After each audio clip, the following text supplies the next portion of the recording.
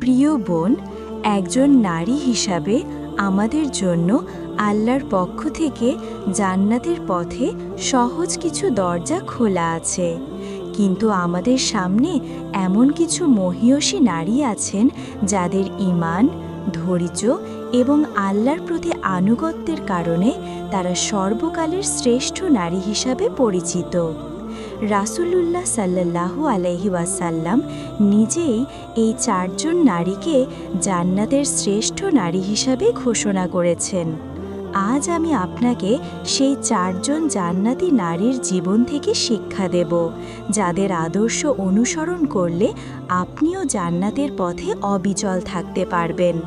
মনোযোগ দিয়ে শুনুন, তাদের জীবন থেকে পাওয়া শিক্ষা আপনার জীবনের মোড় ঘুরিয়ে দিতে পারে।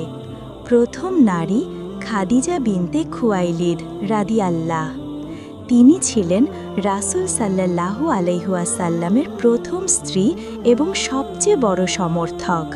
যখন রাসূল সাল্লাল্লাহু আলাইহি ওয়াসাল্লাম প্রথম ওহী পেয়ে ভয় পেয়েছিলেন, তখন খাদিজা রাদিয়াল্লাহ তাকে সাহস জুগিয়েছিলেন। তিনি তার সমস্ত সম্পদ ইসলামের পথে বিলিয়ে দিয়েছিলেন। তার কাছ থেকে আমরা শিখি বিপদের সময় স্বামীর পাশে থাকা এবং আল্লাহর পথে নিঃস্বার্থভাবে সব কিছু উৎসর্গ করা। আল্লাহর পথে নিজেকে ও সম্পদকে বিলিয়ে দেওয়াই তার জান্নাতি হওয়ার প্রধান কারণ। দ্বিতীয় নারী ফাতেমা বিনতে মুহাম্মদ রাদিয়াল্লাহ। তিনি ছিলেন রাসূল সাল্লাল্লাহু আলাইহি ওয়াসাল্লামের সবচেয়ে আদরের কন্যা। ফাতেমার জীবন ছিল দারিদ্র্য ও কঠোরতায় পূর্ণ, তবুও তিনি কখনো আল্লাহর প্রতি অভিযোগ করেননি।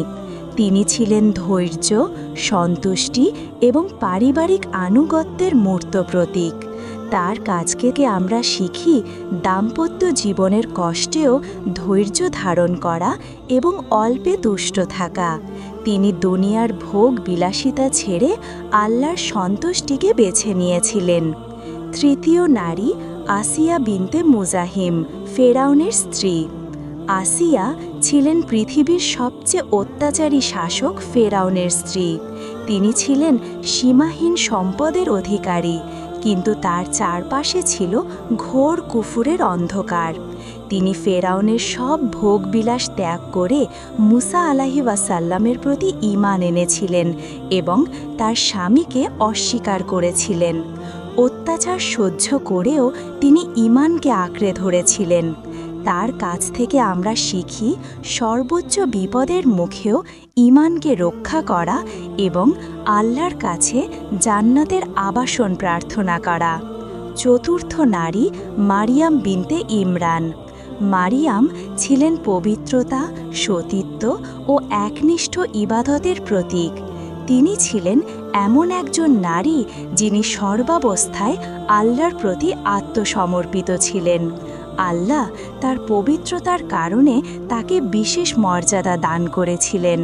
তার কাছ থেকে আমরা শিখি নিজের সতীত্ব ও পবিত্রতা রক্ষা করা এবং একনিষ্ঠভাবে আল্লাহর ইবাদতে মগ্ন থাকা।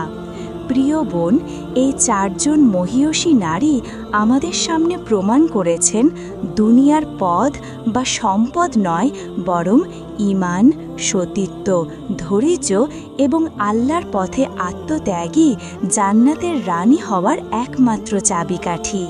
তাদের জীবন থেকে শিক্ষা নিন এবং আপনার জীবনকে এই চারটি গুণের মাধ্যমে আলো